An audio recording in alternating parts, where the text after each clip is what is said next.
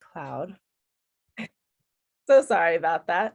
So as I was saying, the bottom of the screen, you have the chat function, and this we encourage folks to use this at the town halls. We do ask for only BIPOC folks to speak, to unmute and speak. So that's Black, Indigenous, and people of color. We do encourage our white allies to use the chat function that's in the center of the bottom of the screen. Towards the right-hand corner, you have reactions. So if you, love something someone said, or you want to clap for somebody, that's always encouraged. And then I do have live transcript on, so that should have popped up on your screen. But if not, you can click the live transcript button and it will show the live transcript. I do just want to mention that usually after this introduction, we turn it over to Sam Fletcher, the executive director of NASW New York State. Unfortunately, she's not feeling well tonight. She does miss everyone, so hopefully next time we'll be able to hear her land acknowledgement. Actually, I will open it up to anyone if they want to give a land acknowledgement, maybe Kelly or Melody, if you would like to. You don't have to, I know I'm kind of putting you on the spot, but if you would like to, that would be awesome. If not, I'm gonna turn it over to Rox to read out our grounding.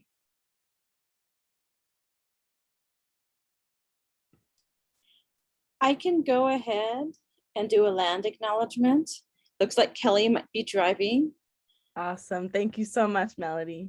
So no, Melody on Matua. Good afternoon from Atam Jewid.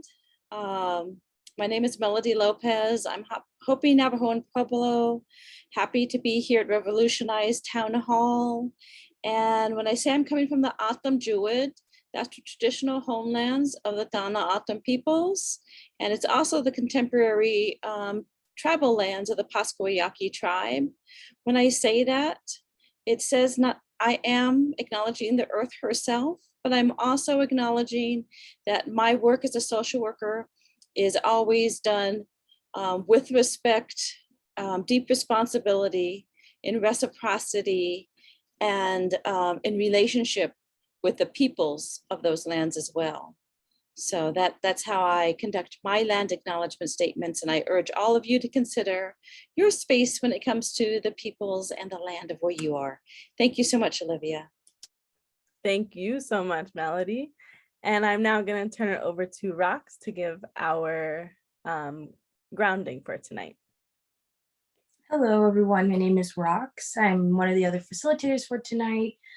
And then in terms of the grounding, so Olivia kind of mentioned this, that participation, like actually out loud, will be specifically for BIPOC folk. And then if you are white, we encourage you to use the chat function and participate in that faction, and also the form of listening, which is a very important form of participation. And then we also encourage participants, if you need to take care of yourself, if anything gets too heavy, and you just take a step away, feel free, please turn off your camera, please do whatever is necessary for you to take care of yourself. We want to reiterate confidentiality, so we encourage folks not to mention the specific place that you work, not names or anything of that factor, for one, your own safety, because this is recorded, but also just for the person that you're mentioning and things of that nature. We also can acknowledge that things might get offensive, or people might feel offended by what's shared. And we ask you to, one, kind of just think about what's coming up for you, how are you reacting, about your own triggers, and kind of encouraging some discomfort to stay in the space, kind of acknowledge what's happening, what's coming up for you. And if you're a person of color and you'd like to share some of that, please feel free. And then, of course, let us know if there's anything large or any harm or anything like that. And we definitely do care about creating a space that feels welcoming and inviting for folks. And then I think in terms of principal community, did you want to do half and half, Olivia? Sure, that would be great if you want to just continue and then I'll add on. Yeah. Well, Kelly, I know you're supposed to do this part, but I know you're also driving. I can't tell if you're actually moving or if you're staying still. Oh, okay. Did you want to do the principles of community? Yeah, I can definitely do that. Can you guys hear me okay? Yes. Okay, perfect. So yes, and my name is Kelly Bayo. I am Bitterwater born for the Sun People clan. My maternal clan is the start of the Red Streak people, and my paternal clan is the Acoma Pueblo. I'm located in Phoenix, Arizona. However, I am a member of the Navajo Nation. So I wanted to go over the principles of our community. First, we'd like to recognize that we must strive to overcome our historical and divisive biases. In this case, it'd be such as racism and sexism in our society. We also want to acknowledge that we are systematically taught misinformation about our own groups and about members of other groups. And this is true for everyone, regardless of group. So please being mindful and acknowledge that stereotypes are out there and stigma as well. We also want to talk about no blame.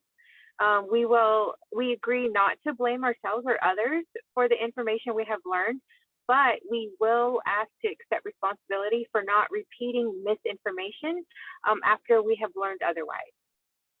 Also about respect. We agree to listen respectfully to each other without interruption. Only one person can speak at a time. However, this does not mean we should ignore problematic statements. So seeing information here on call and in calling out, both approaches are valid and can be done with care and respect with the goal of helping each other learn. So we acknowledge that we may be at different stages of learning on the content and discussion topic. We also want to discuss the individual experience. We agree that no one should be required or expected to speak for their whole race or gender. And we can't, even if we wanted to. Trust. Everyone has to come to the table to be able to learn, be able to grow and share. And we will trust that people are doing the best they can. So we all make mistakes and we have bad days. And when these occur, let's challenge and encourage each other to do better. We also acknowledge once again that we may be at different stages of learning on that topic. So being respectful of one another is very important. Also share the air, share the responsibility for including all voices in this discussion. If you have a tendency to dominate discussions, take a break, take a step back, and help the group invite others to speak up. If you tend to stay quiet, try to challenge yourself to share some ideas, some input so others can learn from you. And if you are exceedingly quiet, do accept that the facilitator may call on you in meetings to participate. Also understanding we are not experts. We are experienced facilitators, but we don't claim to be experts. We are here to help facilitate this process. Along with everyone in the group, we are here to learn. We also recognize that everyone has an opinion. And opinions, however, are not the same as informed knowledge backed up by research. So depending on the topic and context, both are valid to share, but it's important to know the difference. To engage in deep learning, we will want to learn more towards informed knowledge and gain practice, reflecting and speaking thoughtfully on these difficult topics. Lastly, ask for help. It's okay to not know. Keep in mind that we are all still learning. We're learning about each other and we're learning about ourselves, and we're bound to make mistakes in approaching a complex task or discussion and exploring new ideas. So be open to changing your mind. Make sure that you hold space for others to do so as well. Thank you so much, Kelly. So before we get started, it just came to mind that Rox and I didn't really introduce ourselves besides saying that we were the facilitators. So I am Olivia Knox. I'm a recent graduate of Stony Brook University. I just graduated with my master's in social work. And I currently work as the policy assistant for the New York State chapter. And I'll turn it over to Rox. Yeah, and my name is Rox. I currently go to NYU. I'm in the 2-year program. I interned here last year and now I'm the communications assistant. And yeah, I'll turn it back over to Olivia to start us off with our first prompt. Thank you so much. So tonight's topic is on racism in schools of social work. And, since the murder of George Floyd, there has been a lot of promises from schools, changing their mission statements, making it a more social justice focused program and whatnot. So I was just wondering if anyone has noticed any changes in their programs, and if it was a significant change in your opinion.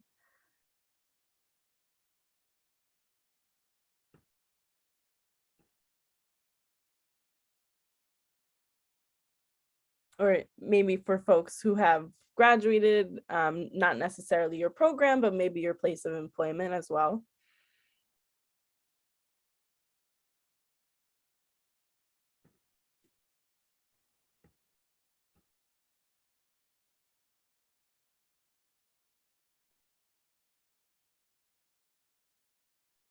I can go. I think that since since the incident with George Floyd, my work has taken a little extra precaution in regards to like security, and also training us on how to respond during incidents like that.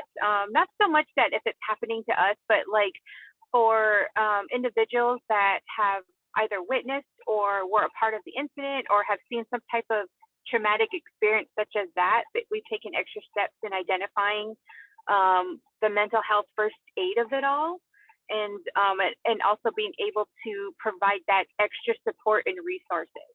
Mhm. Thank you for sharing that, Kelly. That I actually didn't think of that when we were kind of drafting these questions together.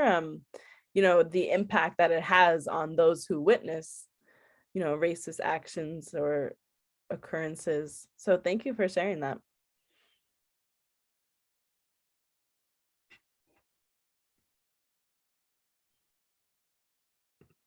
I do just want to say this is a safe space, so please don't be shy or scared to share your stories. We do encourage folks to unmute themselves and turn on their cameras just to make it a little more friendly and welcoming to share for folks.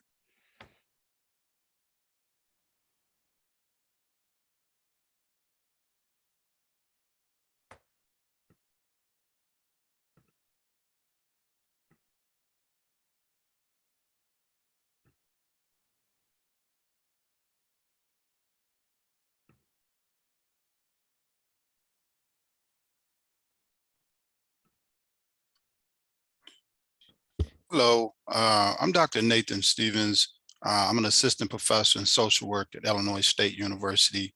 And it's been my experience at my institution that I think, like many social work education programs, doing more introspection in terms of trying to decolonize the curriculum, decolonize our syllabi, looking at our practices. We did some surveys where our BIPOC students or Black, Indigenous, Asian, Latinx, Pacific Islander, Indigenous, other students, biracial students, multiracial students, et cetera, all have expressed that they feel invisible. So we're looking at how can we provide supportive services, wraparound services to support them, and partnering with African-American studies, Latino and Latinx, Latin American studies, women, gender, sexuality studies, trying to partner with other programs and other units across campus. So just really doing some introspection in terms of how we can do some things different. Mhm. But I think there's a broader challenge in terms of social work as a practice, and how it's even framed currently, particularly in the United States. I just came back from the UK where I attended the British Association of Social Workers, and they frame it a little bit differently. And so, You know, when we in the United States, we look at Jane Addams as kind of, you know, the go-to person for social work, which, you know, she's done some really good things, but there are a lot of other folks, who have done work before her, alongside with her, that is not part of the social work educational canon. And so, you know, I think there's, you know, things that we have to do to start looking at those type of things. So. Definitely. Thank you so much for sharing, Nathan. And I do just want to comment on kind of the first part of what you said, how you're making change by actually asking the students what you could fix. I feel like so many institutions just implement, you know, a mission statement or do some sort of change to their programs, but it's without their students' input. So it's like the top think that they're making the changes, you know, the directors and all of that, but it's really, it has no impact on the students because it's not, you know, a priority of the students. So I really appreciate that, you know, you're taking the time to survey the students and actually get their feedback on what can be made better, because that's really how you make it the program better for everyone involved. So thank you for sharing that.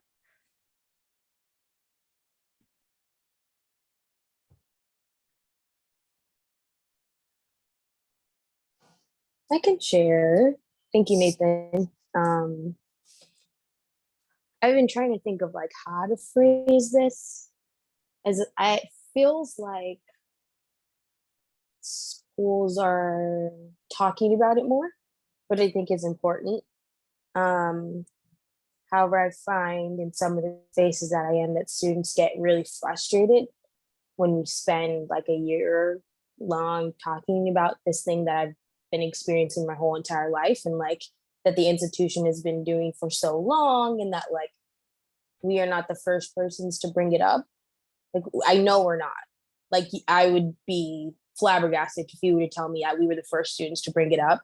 So I think starts to become really frustrating for us to like sit in some of these spaces where we keep having the conversations of like, okay, what's happening? And we're like, why are we doing this? I feel like you know what's happening. And like, so it's like great. It feels like acknowledgement, but like, I think it's hard to see the way everyone responded when COVID was happening, and that like they made fast changes, like overnight, immediate. Like some of them were not great changes, I will admit that. Some of them was like really bad, but like I think sometimes it feels like the schools are not willing to make like large changes with the like reasoning of like, oh well, it takes time. It's like, okay, but like you turned this school into a virtual school in the matter of a week, and we all had to figure it out. So there is capacity to figure this out quickly, and it's just feels a little frustrating to be told sometimes like, oh well, it's gonna take time, we need to figure it out. And it's like, okay, well, one, we should have been figuring this out, but okay, we weren't. That's okay. But two, oh, sorry, I got a call in the middle of it. But two, I'm like, then it's like, oh well, it needs to be a 7-year strategic plan. So like we need 7 more graduating classes before we figure it out, like 7 more years of harm before we get it together, 7 more years of, and just starts to become like this cycle where you get students who are really passionate, and then those students are gone. And now you need to get re-students who are re-passionate to restart this train when you know you're going to lose students in 4 years. But the change is not going to happen until 6-7 years. So it just feels sometimes a little too strategic and maybe not enough urgency for the harm that's being caused.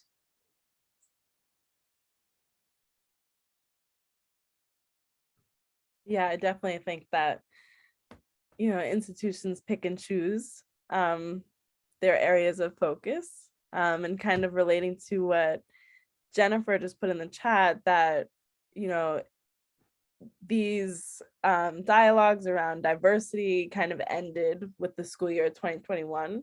I feel that with the summer when George Floyd was murdered, and just with COVID on top of that, everyone really didn't have anything to do. So we were so focused on, racial justice, social justice, what can we do about it?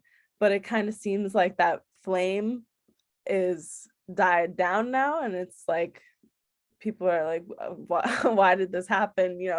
And Rocks, like you said, it should have been a conversation, but now that it's a topic of discussion, it's like it can be uncomfortable for some folks in the classroom, but that's not fair to BIPOC students who have those conversations and those experiences every day. And Rox, you talked about, maybe doing too much with it, kind of forcing it for the whole year. But honestly, I would rather that, because in my experience, for example, in my leadership for social change class this past year, we had 1 week, so that was one class session, 2 hours on anti-racism leadership. The article was written by a white folk, so it wasn't even really highlighting or even getting to the root of racism in leadership.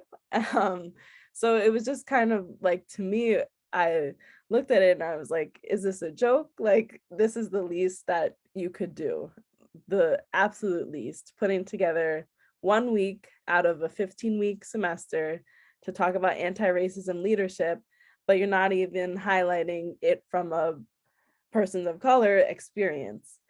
So that's that's just one example I could think of.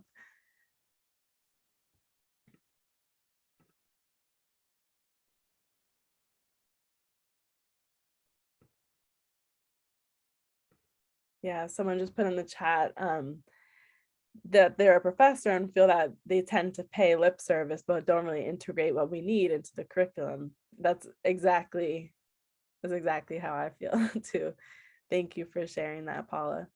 Okay, and so here I am. I've been a professor at Adelphi in the master's program of social work, and both at Suffolk and Malloy. And I think we say that we're going to integrate it into the curriculum and be more sensitive and teach more in terms of racial equity and basically being more focused on inclusion and just being just our whole sensitivity level to the struggle, but we really don't integrate it then into the curriculum. Mm-hmm. Yeah, thank you for sharing.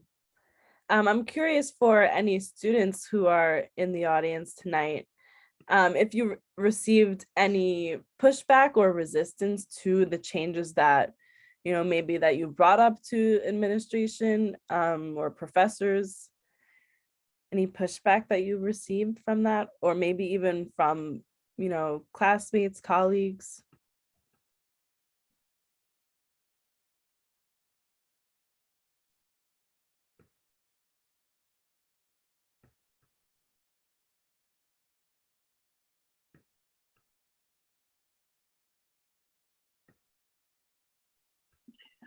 I think as a student, well, when I was a student attending a university at Arizona State, I think when this topic would come up, what I have observed in some of the classroom discussions were that it just seemed like they didn't want to talk about it so much because they didn't want to spread the quote unquote hate and racism around, or they didn't want to like point the blame.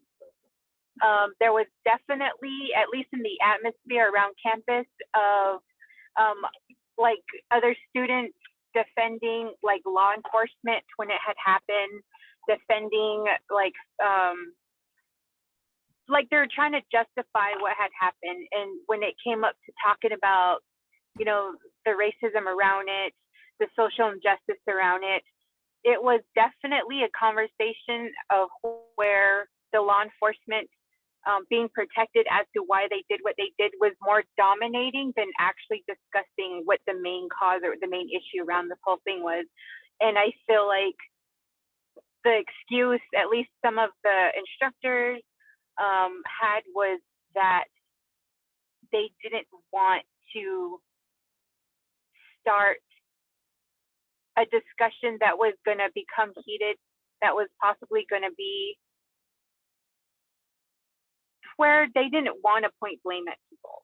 And I kind of feel like that's kind of what had happened in regards to the conversation around the campus that I was on. Thank you for sharing that, Kelly.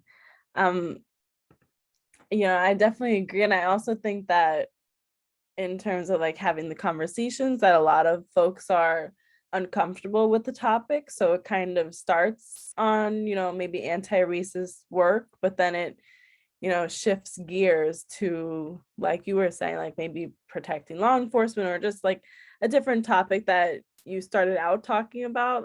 That's what I experienced a lot in classroom discussions, where it was trying to be focused around, you know, anti-racist social work, but then it just kind of turned a different direction. And it's like we ended up not making any progress, and it's just an uncomfortable environment because I could tell like students around me were uncomfortable. I could tell that the professor was uncomfortable. And, you know, oftentimes I felt that professors weren't even really prepared to respond if someone made, you know, a comment that maybe took it too far or was like on the lines of being, you know, a racist comment. I felt that professors weren't even prepared themselves to have that conversation. So it definitely didn't give the best example to myself and my fellow students about even how to just talk about the racism that, you know, we've experienced, you know, me personally, and also just for other students witnessing it. How do we respond to that? How do we have a conversation when, you know, our professors don't set the best example or, you know, lead by example for us?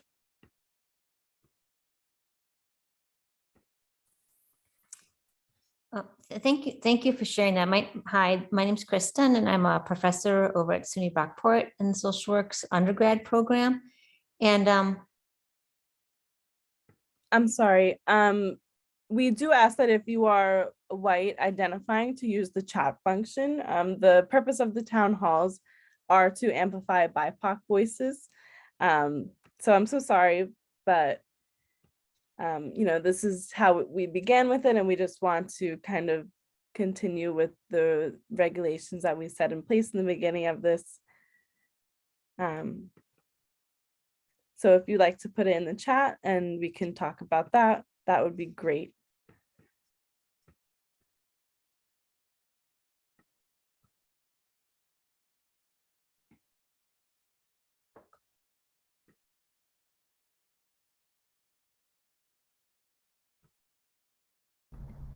I feel like my school were very great at talking about it, like the curriculum, everything. I have no complaints. We have this practice lab, and we discuss. Uncomfortable questions are welcome, and I love that. But it's one thing to talk about it and another thing to show it, and I see that like that's kind of missing, at least when it comes to like field practicum, for example. And I know there's like every school is dealing with that, the field practicum issues, but I feel like a lot of the times the students who drop out are BIPOC folks, because they can't afford to basically do the amount of hours, and which is kind of ridiculous for New York City schools. It's 1,200 hours, but I did the math, and if you're placed on time And so it's like 600 hours. It's supposed to be 600 hours a semester. And if you're placed on time and you're finished on time, it's like 744 hours that you're there. And then you're taking classes, full-time classes. And, you know, some students, they're supporting their parents, they have families, you know, they shouldn't have to decide whether it's like putting a roof over their head and feeding themselves and like going to their field practicum.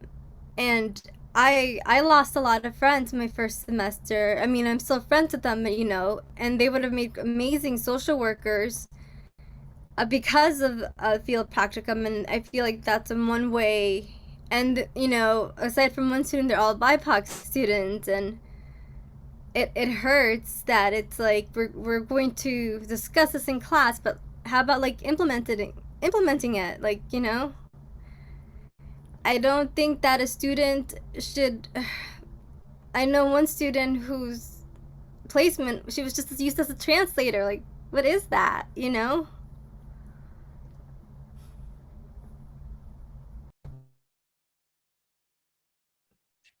Thank you for sharing that, Pilar. I definitely think, I think one person put in the chat before the lip service that definitely institutions love to talk about it. And I mean, it's great that, you know, your school made it a point to talk about it, to talk about racism. And but it's one thing to actually defend BIPOC students when they are being discriminated in field and actually implement regulations and policies to prevent that from happening. Um, I actually conducted my capstone project doing some research into the CSWE and some 4 schools of social work, 2 BSW, 2 MSW schools. And I looked at their field education manuals, and there was not one policy that protected BIPOC students from, if there is a situation in their field placement that they feel that they were discriminated against. There's no policies to protect them in those cases. And oftentimes I saw that for the students, they were, you know, it was in their manual that they were required to follow the NASW Code of Ethics, but under the requirements for the field placements, they didn't include that. So it's kind of weird how the schools are holding the students to the Code of Ethics, but the placements that they're sending their students to, they could be discriminatory, they could not be following the Code of Ethics at all, and the school would still side with them when there's an issue that occurs. So that definitely speaks to, you know, there needs to be policies implemented, and it starts at CSWE really, because the schools, you know, take their policies from CSWE. So definitely change to be made. Thank you for sharing, Pilar.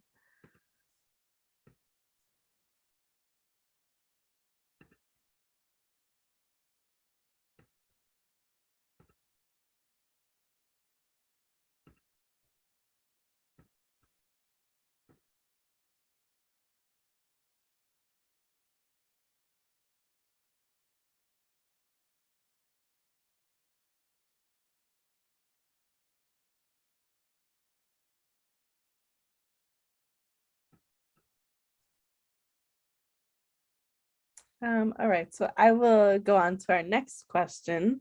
Has your experience this year been any different from prior years in the program, in your profession, or your place of employment?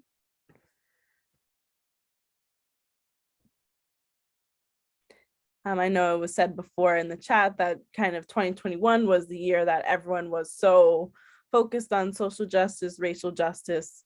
But how did this year go for you?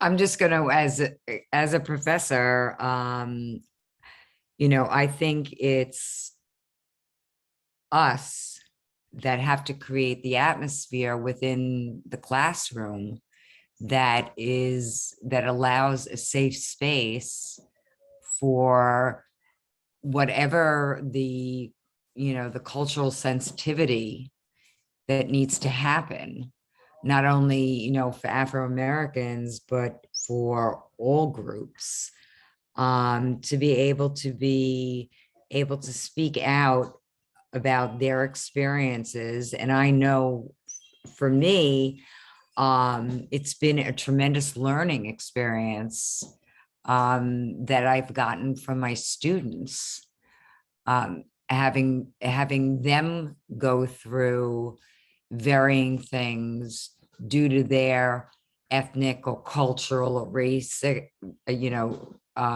race backgrounds.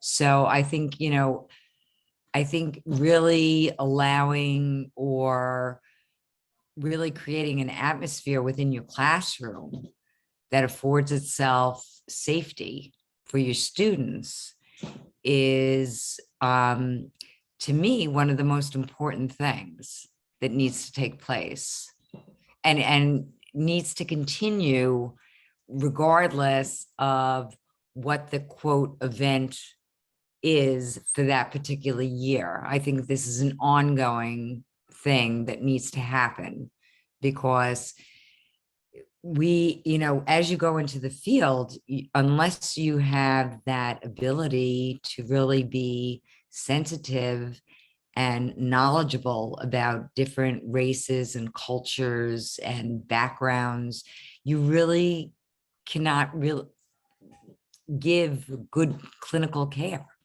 or be really, I guess, abide by the quote code of ethics of the social work. Yeah, thank you for sharing, Paula.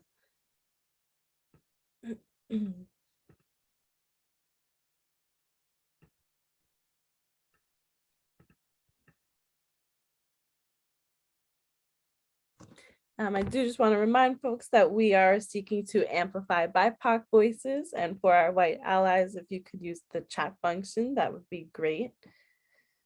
So maybe for folks who have just joined us, we are talking about racism in schools of social work, but it doesn't just have to be in schools of social work. We're kind of addressing the moment within the movement of racial justice, the moment of George Floyd, and how during that summer, everyone was so focused on racial justice. And now we're seeing that, the fire has kind of died down. So the most recent question that I've asked is, has your experience this year within your program, if you're a student, within the profession, if you're a professional, or your place of employment, have you noticed any changes this year? Is this year any different from years prior?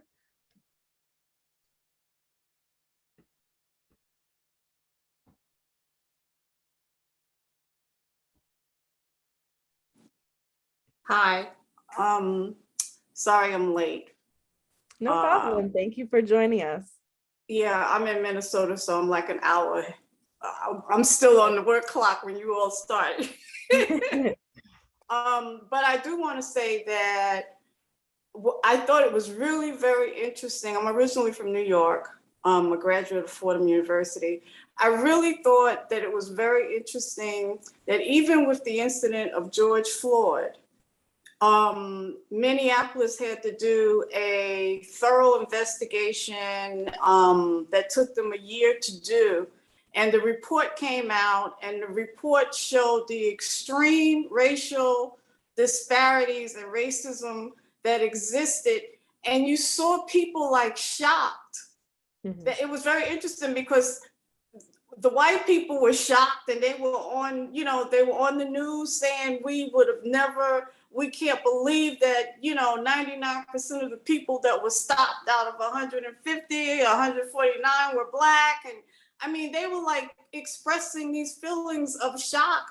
Whereas when they talked to some of the Black people, people were like, Yeah, and did it really take this report? I mean, you know, we've been trying to tell you this for I don't know how long. Why is it now, even despite George Floyd, why did it take a report like this for you to really understand what we've been trying to tell you? So I was just amazed that they were saying that they were shocked to hear those numbers.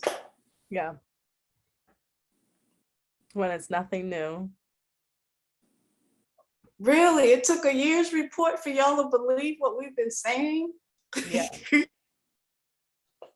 You know, so you have to wonder, did the George Floyd movement bring a reality to you?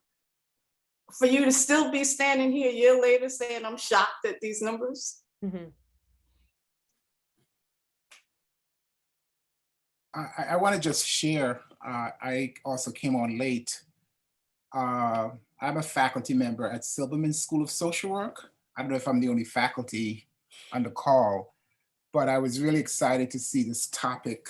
I've been a member of NASW for years, but it's really nice to see this topic. I think it's the first time I've ever actually seen this topic posited. I would say as a Black male professor at a major school of social work, and I say major in the sense that we have a full, we get many students, and we're a city school, that we're a very activist school. And, you know, I think students come to us, as you know, they go to different schools of social work. I don't want to sort of privilege any school, but they come to us because they kind of know that we look at both the sort of behavioral, mental health dynamics of the individual, but there's always the overlay of issues around culture, class, and all of the isms. But what I will say is that I don't think that that people are talking less about it at school, meaning students. I teach clinical practice, and I also teach a course on violence against women. And I think all of the students are still very exercised about what's happening and what continues to happen. We have, you know, a good portion of trans students, and I think they keep us honest in terms of reminding us that the world is not so one-dimensional around, you know, who is male and who is female.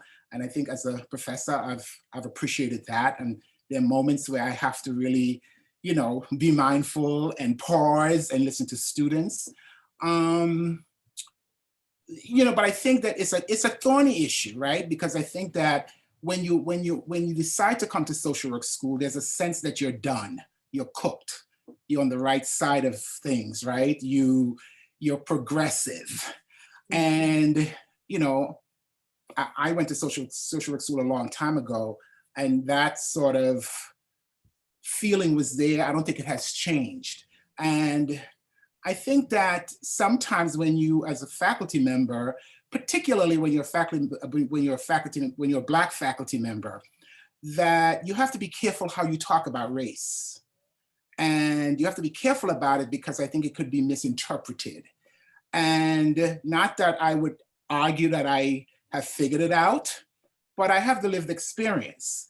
And I have to be careful that even with the lived experience, students don't misperceive that as if I have an axe to grind and, you know, and I'm Black and big and, you know, all the kind of tropes, if you will, that's associated with the way I look and the way many of us show up in graduate school, both as students and as faculty.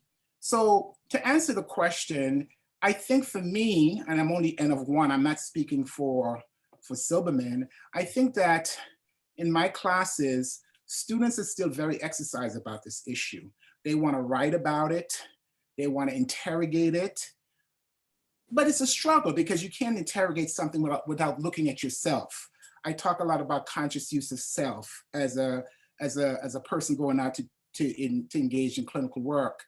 And if you don't look at yourself on multiple levels, you know, whether your gender is an issue, your social class, and so forth, but you also have to look at your race. You have to look at your privilege. or the lack thereof. And the last thing I'll say is that in this discourse, we tend to ignore Black students and students of color because we think they have it all together. And I would argue they don't. And so I teach a lot about the intra-racial dynamics. What happens when two Black people are working together? You know, sometimes the tendency is that you can work with your people and it's good and you're okay. I argue, as someone who spent a lot of my life doing that work, we get stuck. And we get stuck because we have our own internalizations, and that we need help around that too. So I think that the discourse, we need to sort of broaden this discourse and to really talk about the inter and the intra. Mm-hmm. Definitely. Thank you so much for sharing that with us, Samuel. Just to kind of go off of your point, you know, about speaking about race in your classroom as a BIPOC professor. In my undergraduate experience, I got my BSW and I was in a class, I think it was titled Multicultural Social Work or something along those lines. And it was taught by a Latina woman. And you know, it was so sad because the participation, I felt like it was me and the other Black student in the room who actually participated, who responded to her prompts. Her end of the year, you know, reports, like the school asks students for their feedback. She was up for tenure that year. And because of the students in my class, their feedback and their response to her class, her tenure was actually revoked. I do want to note that I went to a predominantly white institution. So it really shows how it's like walking a tightrope as a BIPOC professor trying to speak on racism, because like you said, you know, your students can take it a completely different way that you intended it to be. And, you know, people's lives are at stake. Like, it's not just something that, you know, this is their job to speak on this. And it's so sad how, you know, because the students don't like it or don't want to hear it, her opportunity was taken away just like that. And the institution didn't even back her up. You know, as a student who really valued her, I was trying to send emails to the administration to even just speak with me about my experience in her classroom. And they said that their investigation was closed. They didn't want to hear from me. So it's really just so sad how, you know, it's like you have to be so careful, but it's also so sad because the students, like, what are you in a social work profession, into the profession, being a professional, you want to do clinical work, but yet you don't want to even speak about multicultural racism, that topic, it like, you can't even participate in the classroom. How are you gonna be able to participate with your clients when we graduate? So thank you for sharing that with us. I really appreciate that.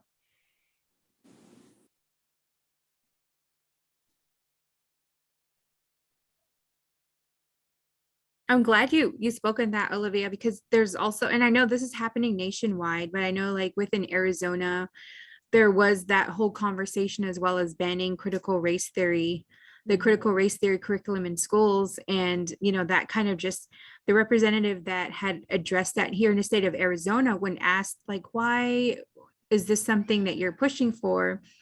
And she said she didn't want students to feel like she didn't want any of the students to feel any responsibility or like they were being pointed a finger at or blamed for what had went down in history. And so that was pretty much, you know, her response in regards to why she was pushing for that. And I think, you know, to your point, like, what do we educate about if we can't educate about history? You know, and going off of what Mr. Samuel was saying in regards to, you know, race being comfortable, or the assumption that we're comfortable just working with one another, being together, whatever, and the stereotypes that come with that. that we get that a lot. We finally, I don't want to say we finally, but the university I go to, they were able to finally implement the land acknowledgement into, introducing, or like the beginning of each semesters, which I think is great. But at the same time, to your, to Miss Susan's point, like it took years for that to happen.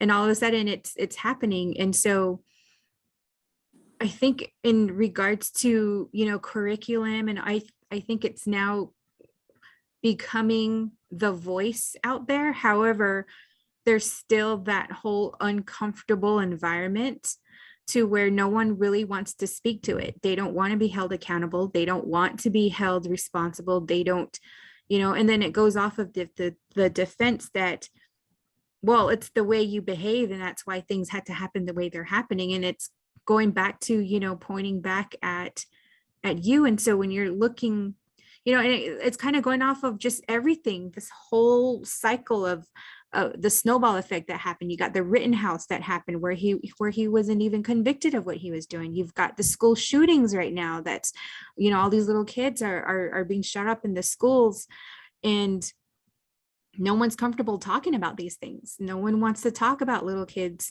being hurt in their school, and the school's supposed to be the safest place they're supposed to be at, and so I think this has always, to Ms. Susan's point, this has always been an issue.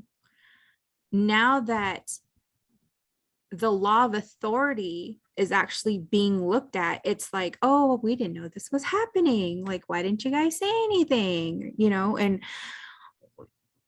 I was at an event, a little event, presentational event this past weekend, and one of our youth who is actually going to school out in Philadelphia had mentioned that, Independence House and, the state of Philadelphia did not, like, that whole place had erasure of Native American history there.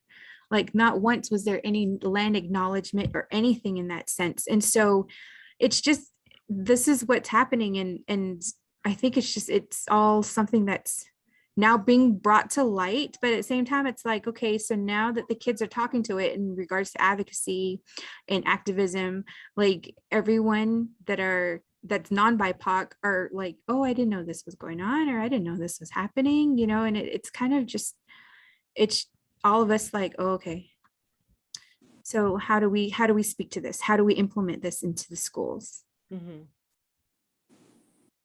Thank you for sharing that, Kelly. As you were speaking, it just came to mind, like, people are so quick to point fingers at each other.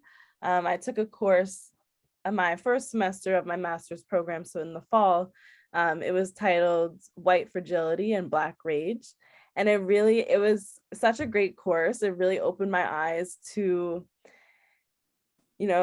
really, there's so much sensitivity around the issue of race, but then, for those who experience racism, it's like, why it's frustrating, because it's like, why are you so sensitive to talking about it? We're not trying to point fingers by addressing, as Kelly mentioned, critical race theory. We're not trying to put any blame on one individual for the history of our country.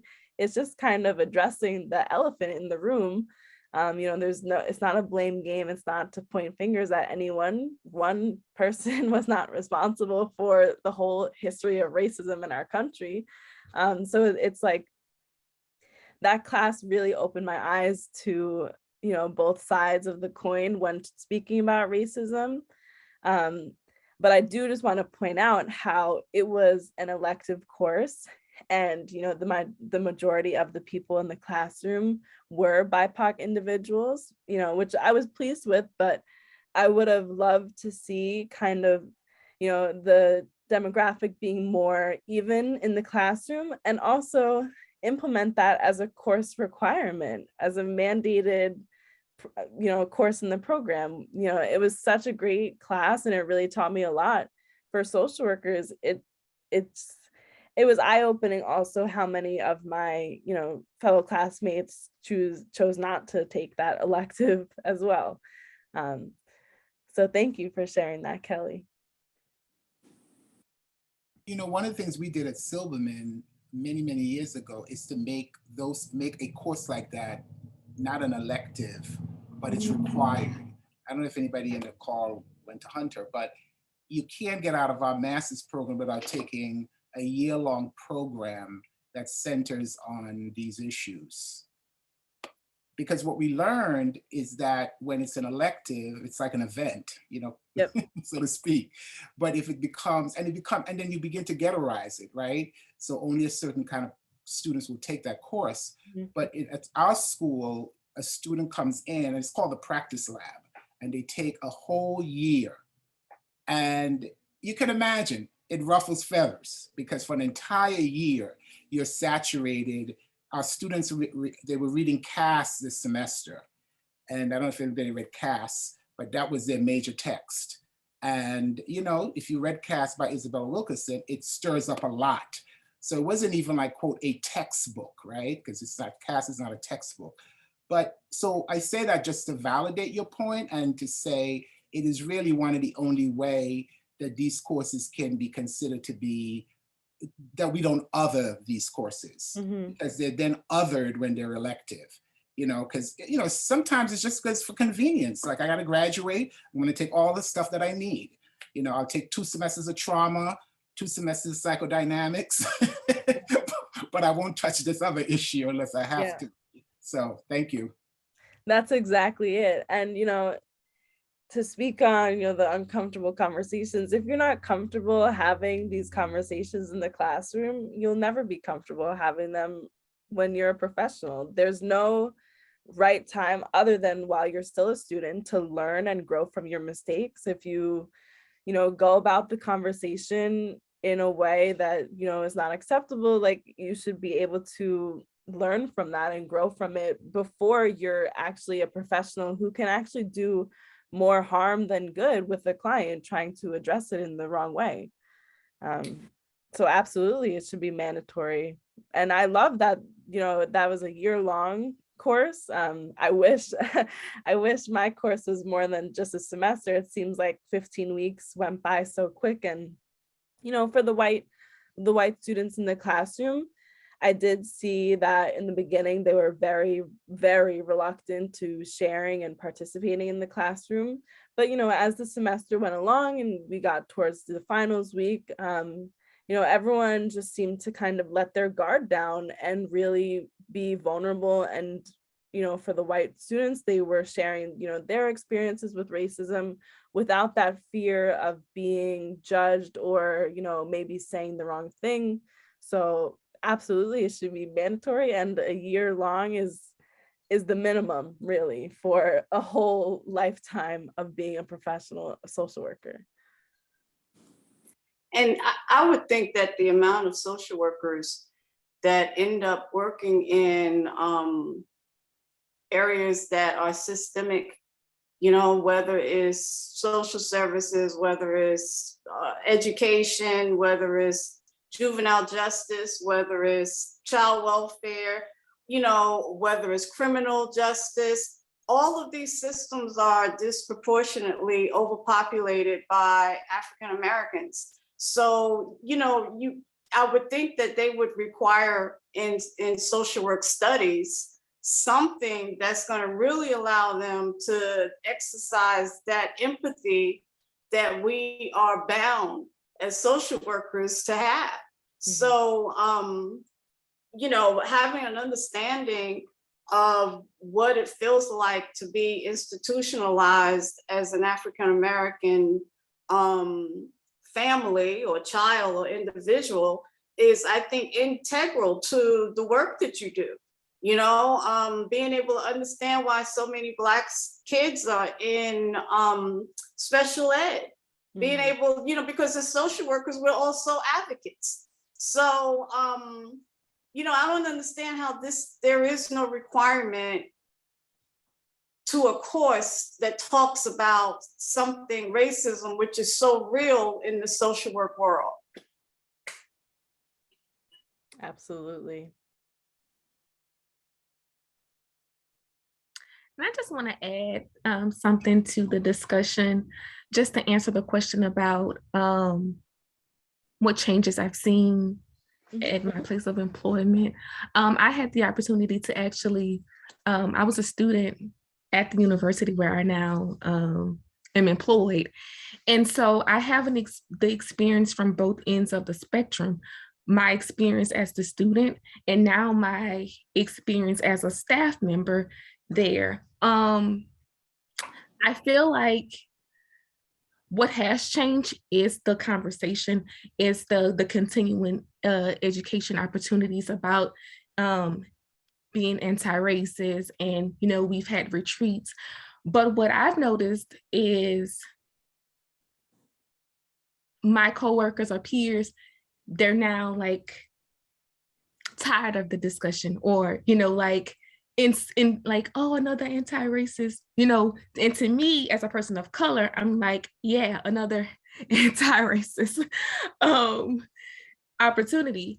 And so back to that feeling safe or having that safe space, I don't feel like the students, they don't want to talk about it. I feel like the issue is they don't feel safe enough to talk about it, as well as the staff members. Me as a staff member, there are things that I see in my institution, whether it's from the level reviews where I see a person of color may be penalized more harshly than, a white student. And I notice those things, and those kind of things are being brought up. But does that put a target on you for bringing those issues up when you see those types of things? Because I've been in situations where, no, this issue isn't right. I'm not saying the person of color, that's not what I'm saying, that their issue wasn't an issue and that their problem wasn't a problem. But when I know that I've had a student that has done 10 times worse and they weren't kicked out of school, they weren't, so for me being on the other end of it, it's like we're talking about being anti-racist. We're talking about these spaces. We're talking about the changes to our syllabi, but are we really ready for what's for what we're saying? Also, when it comes to diversity and equity and inclusion, as far as hiring staff and faculty, I feel like some of our staff and faculty members are at a place where we talk about it so much. Oh, we're going to hire more people of color. So then when we have all of those meetings, the people of color are starting to feel like, well, am I just a number? Did you hire me just because you have to meet a quota and we're trying to look like we're anti-racist? And so I'm going to be honest, when I was hired and I came in and they were talking all this diversity hiring, it made me feel like, did you hire me because I was qualified and I was just the right candidate? Or did you hire me because you needed to meet a quota and I'm a person of color? So for me, we talk about it in my institution, but I don't think that they were ready for us in that space. So when it comes to talking with students, how are we going to be comfortable when we're not comfortable in our own spaces as people of color within our place of employment? Excellent, Courtney. Excellent.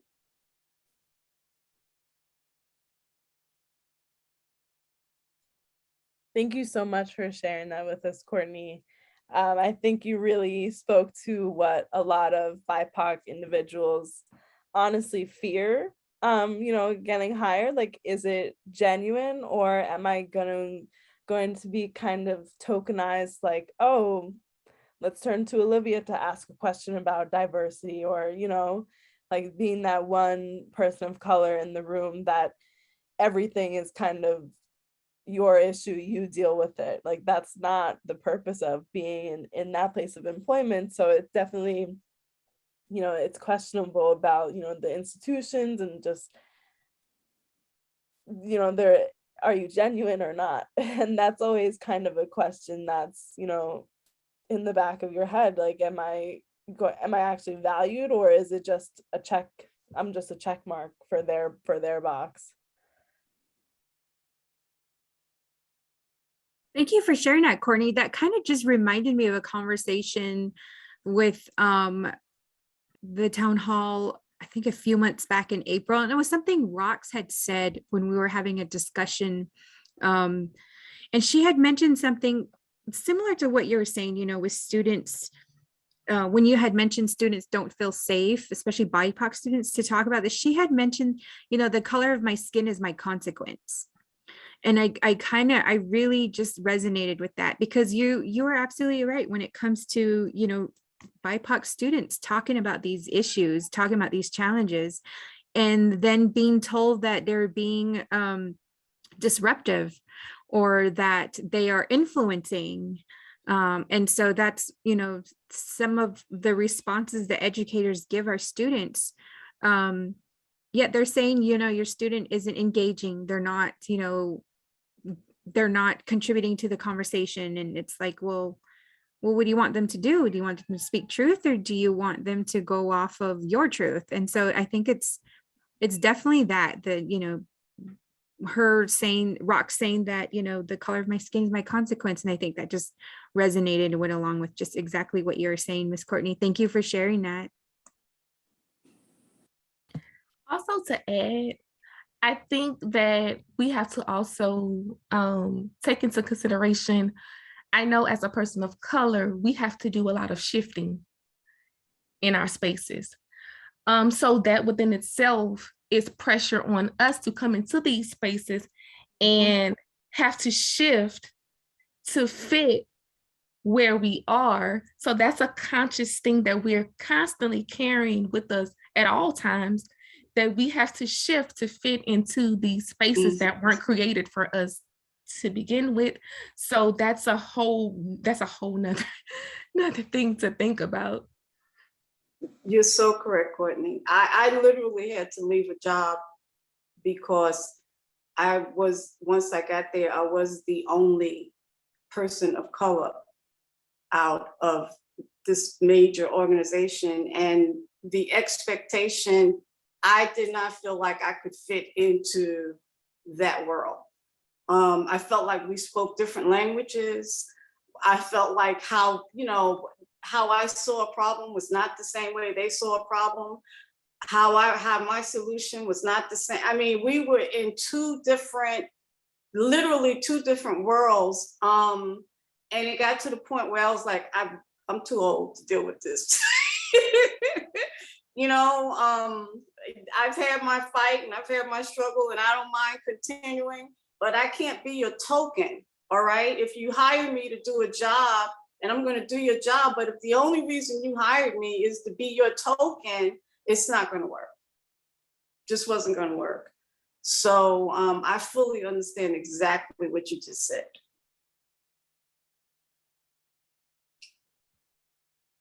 Definitely. It also speaks to, you know, yes, a job is important and whatnot, but we also need to value ourselves. And if it's not working from us, we need to, like you said, you know, step away from that, because it's not adding any value to your life. If anything, it's just contributing to more stress. And, you know, I put in the chat, like, we really need to, with everything going on in the world, the outside environment, how people treat us, you know, we just need to protect our peace and do what's best for us at the end of the day. So, you know, I'm sure you are not the only one in this crowd who has stepped away from a situation, because it does more harm than good for them.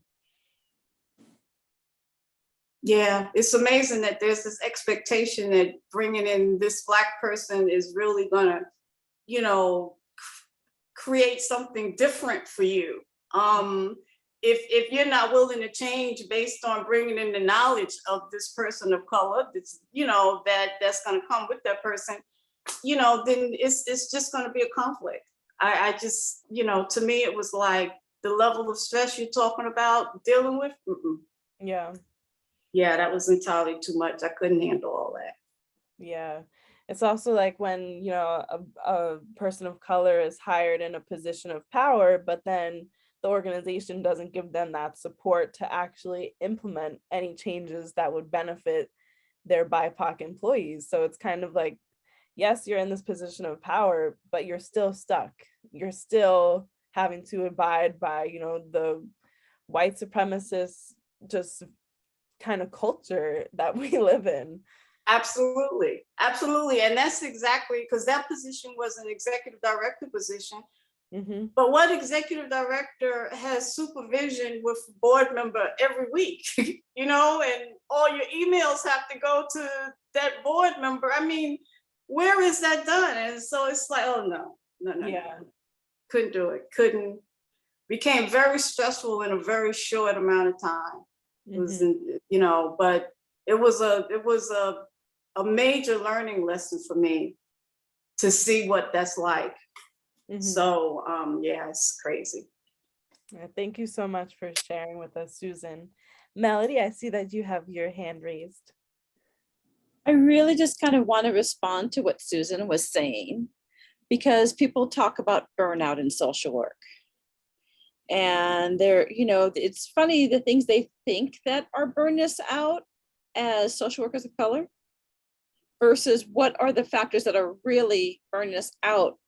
And I don't know if anyone here is familiar with moral injury, but when I started discovering and started talking more about moral injury, that, the white supremacist culture you're expecting me to uphold or behave on, that is what's burning me out. I'm not burned out on this work. I love this work. I am ready for this work. Let me practice with all my professional background, with all my Indigenous knowledge. Let me do it. And, moral injury, just when I discovered that, it just became such a whole different ball game for me about that I'm being injured by those expectations. And no one meets with a board member every week. That's just some crazy. I'm telling you, it was incredible. I could only tolerate it 6 months, and finally I was like, I can't do this. Couldn't do it. And it was a job, like you said, I would have loved to do it because it was in my field of work. But yeah, that was totally unbelievable for a while. So I have no regrets on leaving. I just regret not being able to do the work that I would have loved doing. But yeah, that was totally unbelievable as far as I was concerned. Yeah, thank you so much, Melody. I also see that you're putting some resources in the chat, so thank you so much. I'm downloading them and opening them as we speak. But yeah, it just really is so unfortunate that I think Leah put into the chat that, we as BIPOC individuals are still brought in just because of the organizational, their motives behind that. And it's not so much what we bring to the company as a person, but it's more of what we can look like towards the company. As people were sharing, it just made me think of my undergraduate experience. As I shared before, I went to a predominantly white institution. And if you go on their website, I'm not sure if it's still the same way. I haven't checked it out, but it's so funny how it's majority BIPOC students in their pictures on every single website. But in reality, BIPOC students made up like 4% of the student body, but it's like you're in 97% of the pictures on the website. So it's like I'm sick of us being used to fill other, organizations' incentives, their motives, just to make them save their face,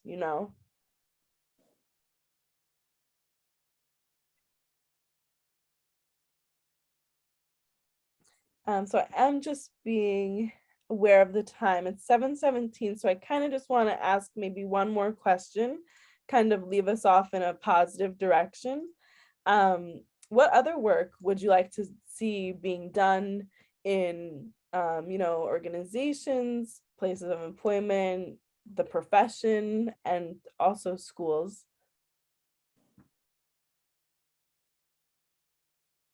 I know we mentioned before, implementing a mandatory course along the lines of racism and how to discuss that. So that, that's always a good step for schools of social work. But, how do we address it outside of our education and our profession?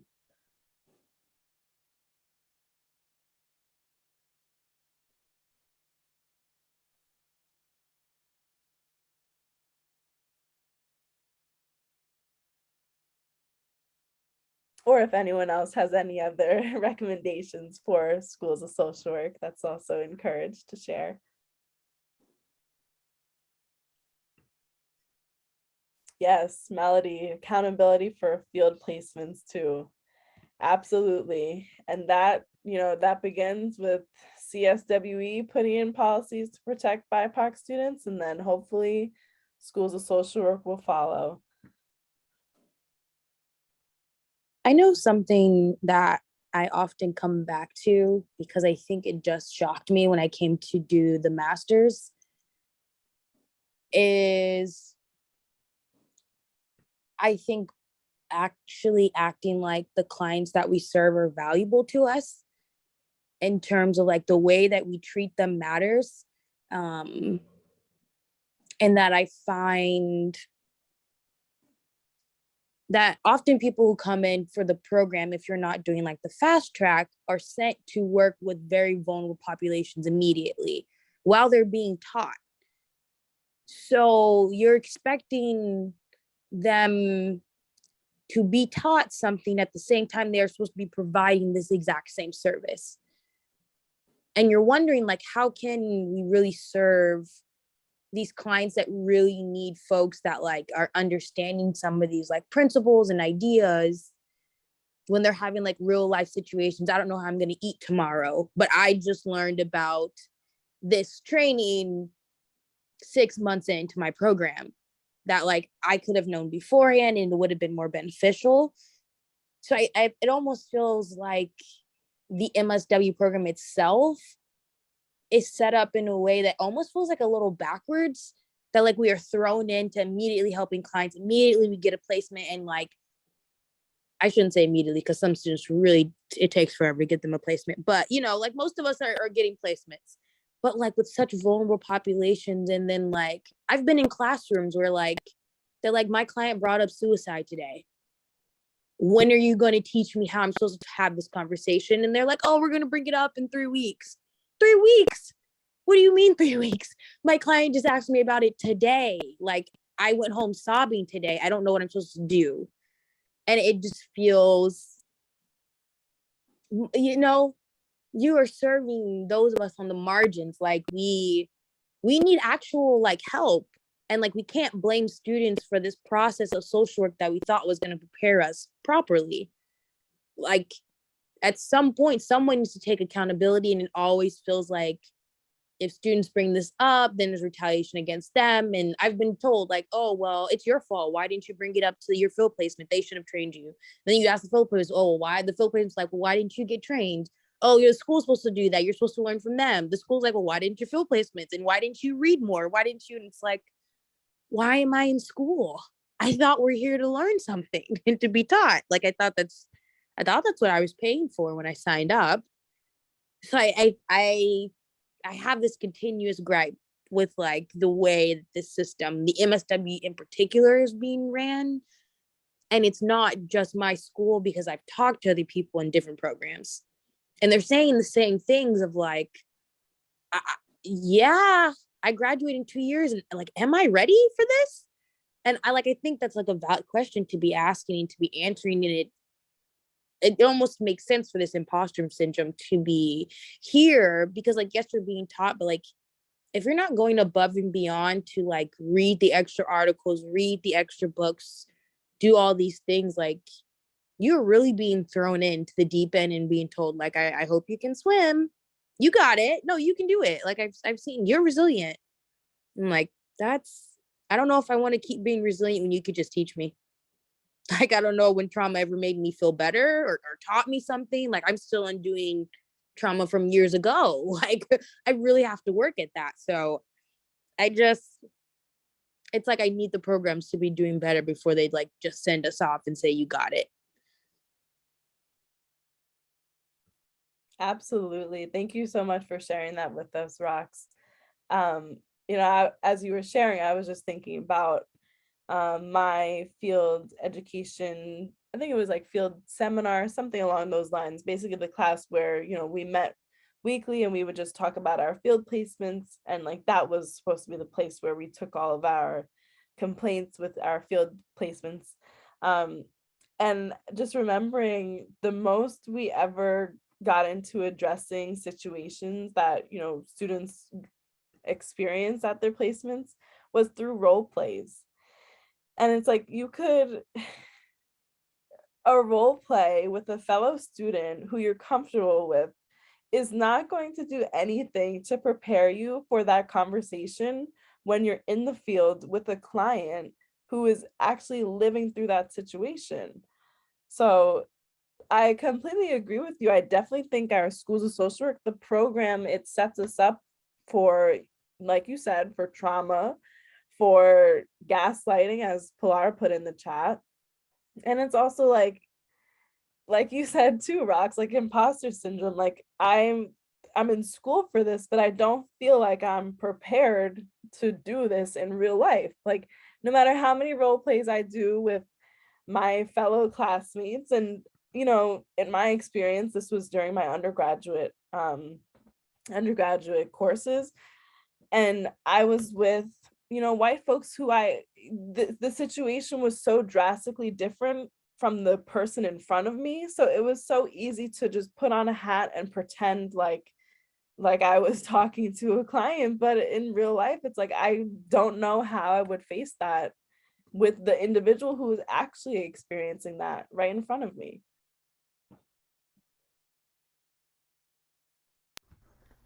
I feel like a lot of times it's almost like those of us, like I shouldn't have to be the one teaching or be used as an example.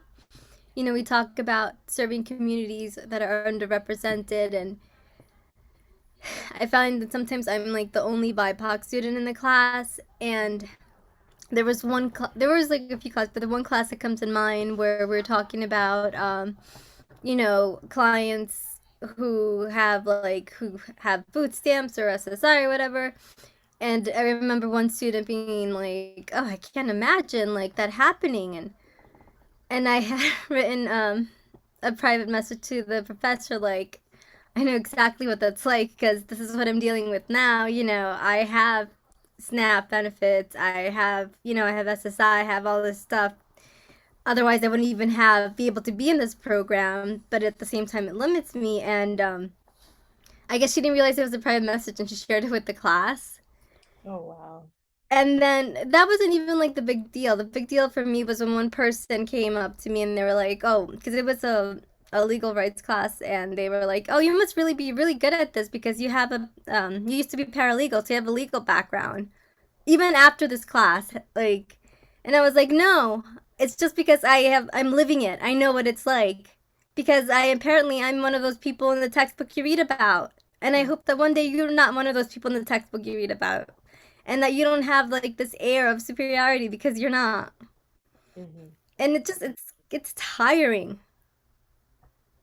It really is. It's tiring having to explain stuff like that. It's like one class we talked about intersectionalities and identities, and I said I self-identified as a Latinx, BIPOC, disabled woman, whatever. And somebody was like, "Why do you even have to bring like your race into it?" And I was like, "Well, the matter of fact is that when I go out, there's no hiding the fact that I'm not white.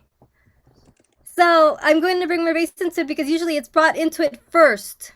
Mm-hmm. Because as somebody who lives where I live, in a very conservative, area, it's something that I've had to deal with. I've had to deal with racism since I was in kindergarten, and I haven't stopped dealing with it since.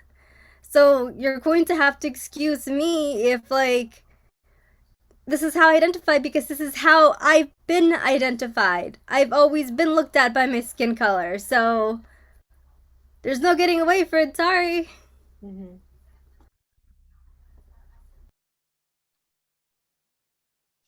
Absolutely. Thank you for sharing that with us.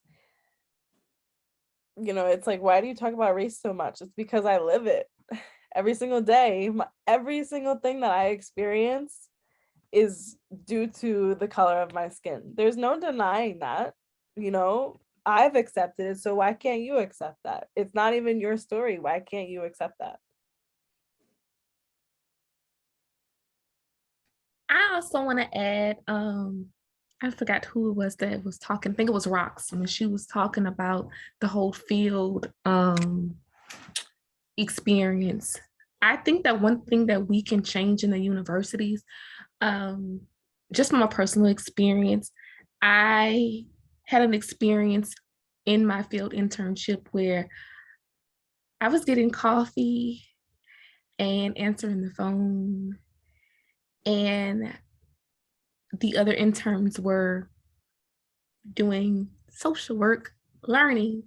And I brought that up, and the response was how hard it is for them to maintain these relationships with these agencies.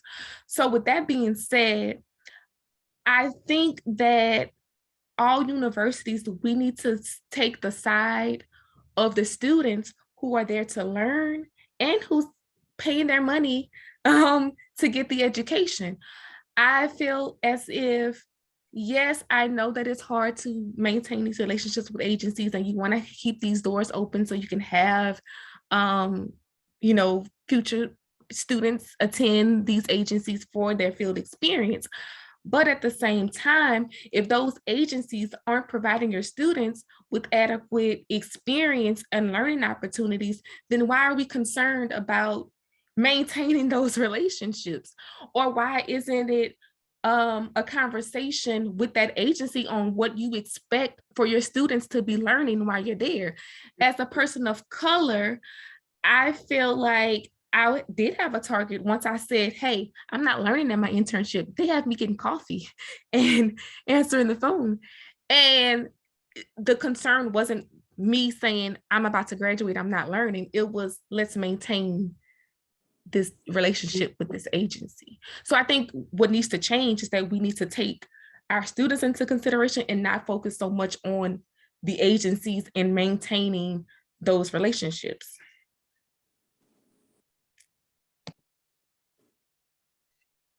Absolutely. Yes to everything you just said, because, you know, that's the only response that the schools have. Oh, we don't want to, you know, it's like they tiptoe around the organizations, the placements, because of their partnership. But it's like, if they're not following the code of ethics, or like you said, they're not even teaching your students how to be social workers, why do you want to keep maintaining that relationship? It's just their level of comfortability that they're uncomfortable stepping out, speaking out, protecting their students. It's like, if you're not going to advocate for your students, what kind of examples are you setting for them?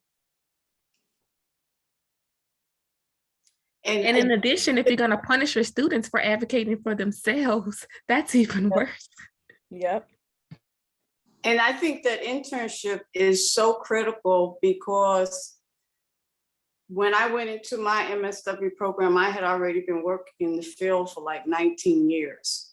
And I remember one of the books, one of the classes that I was in that was teaching us about, you know, some general social work. I had to finally say, where is this being done at? Because what was in the book and what I was reading versus the reality of the social work that I have been doing for 19 years, I'm like, where is this done at that you're telling us in the book?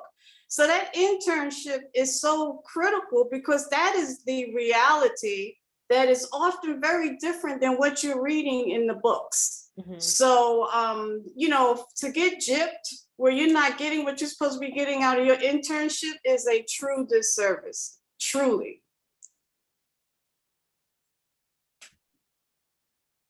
Melody, I see you have your hand raised.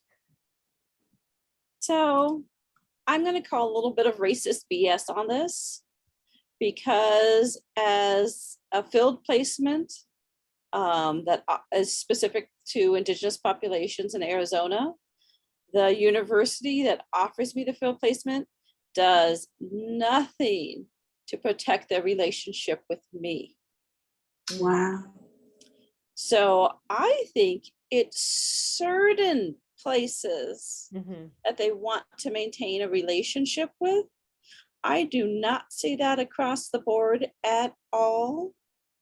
I think there are some places, and I am going to go ahead and call this racism, where they don't care, and they may be nice and smiley and friendly, but they don't really care. They don't look for students to fill. I mean, I literally was on for 4 or 5 years before I had one student. And that's because someone, Indigenous professor within the college, kind of pointed it out to people. But I didn't even get placements for years. And there were plenty of people who wanted that placement when they found out that they're like, oh, I like, people started calling me because they knew me. But so, this protecting the placement, that's used when it's convenient, and that's used with perceived power. And when you have places that are BIPOC owned or BIPOC run, I don't think they're as interested in sustaining those relationships. Wow. That's sad to hear, Melody. Yeah, that is very sad. But I think it also, these institutions pick and choose. And we were talking about earlier how they pick and choose to have conversations about racism. And clearly they pick and choose when to address racism in field experience, or even pick and choose which placements to send their students to. So, I mean, thank you for sharing that, Melody. That's really eye-opening. It's just sad.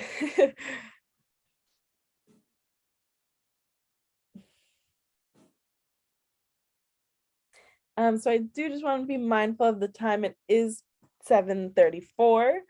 Maybe if there's any last comments that people would like to share before we wrap up for tonight. I really appreciate everyone's who participated with us tonight. It was kind of a slow start at first, but I'm glad that, the kind of vibe changed and people got a little more comfortable sharing with us. So thank you all so much who engaged in this conversation with us, and those folks who engaged with us through the chat. Thank you so much for your comments. I think we all learned from this conversation tonight.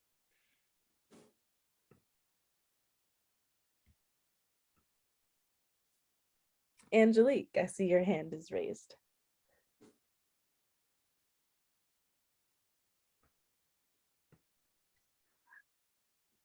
Or maybe that was an accident. Angelique, are you with us? Can you hear me? Yes. Okay, sorry about that. I just wanted to, and I may be off topic, and please forgive me if I am, but someone had mentioned internships. And I'm calling you from Minnesota. And here there was a program that I was a part of. I went to Augsburg University for my MSW. And there's a program that allowed me I had an internship through them. And I guess all schools in the Twin Cities, they offered that. I don't know if they still do, but I was like the last class where they had 9 internships, and then they lowered it to like 6 or 3. And it was for BIPOC students. And I think the fact that we go into that program, it was a 2-year program. We go into that, internships are needed for various reasons. Not just the experience, but we have families and lives to live. But I just think that the social work area needs to have more internships for social work students. I just think it's so important. I didn't even care that the stipend was low. It didn't matter to me. The fact that there was one that accompanied my internship, I appreciated that. I learned so much through that. And I I don't know if I don't know why I feel that there should be more internships that have stipends to go with them. But I do. I live in Minnesota. It is heck expensive here to live, and especially for students. I just think that they would get even more out of it, out of the experience, if there were an internship. Like I said, if not, that's fine. I was there for the education, but I just think that if there were more internships for BIPOC students, they might get more people to become or go through the MSW program. Um, that's just how I feel. So I wish I could be more, take more part in recruiting students for the program. Because it dwindled.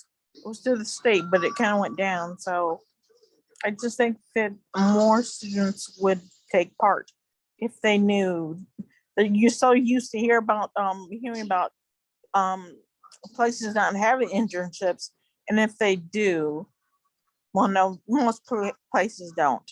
So to have that one, I was really surprised. I just think that we need more people of color, in this field.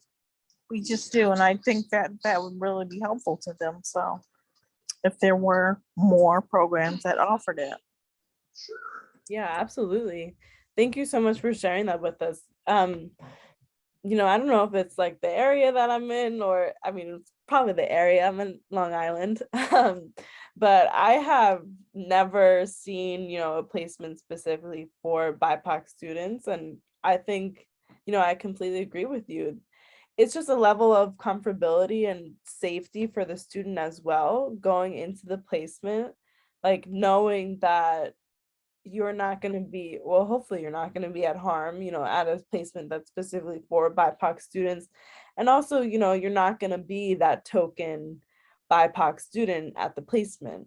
I think it's just, it's a level of safety and comfortability that a lot of BIPOC students have struggles with in social work programs. And I think definitely more programs like that would kind of ease those nerves and that anxiety, going into a placement that you don't know. Right. I agree.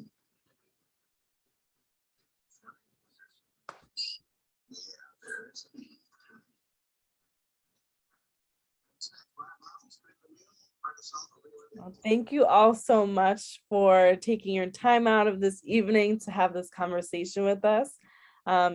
These conversations are needed. This is how we learn. We learn from people's experience, and hopefully, you take these conversations and you listen to what everyone's saying and kind of make those changes within yourself or within your organization. If you're a professor or whatnot, I've seen a lot of people in the chat, saying how great this was. And I really appreciate everyone who participated. It's not always the easiest, getting on camera and sharing your stories, especially, we do record these conversations, but it's for those folks to learn from these conversations. So I really appreciate everyone who shared with us and just really got vulnerable with us tonight. We are going to be hosting these town halls every 6 weeks. So we don't have a date scheduled just yet for the next town hall, but definitely be on the lookout for our emails, our social media. As soon as we settle on a date, we will begin advertising that. This town hall, it was a little smaller than usual, but it's nice. It's a little bit more intimate. So excuse me, it's been a long night of talking.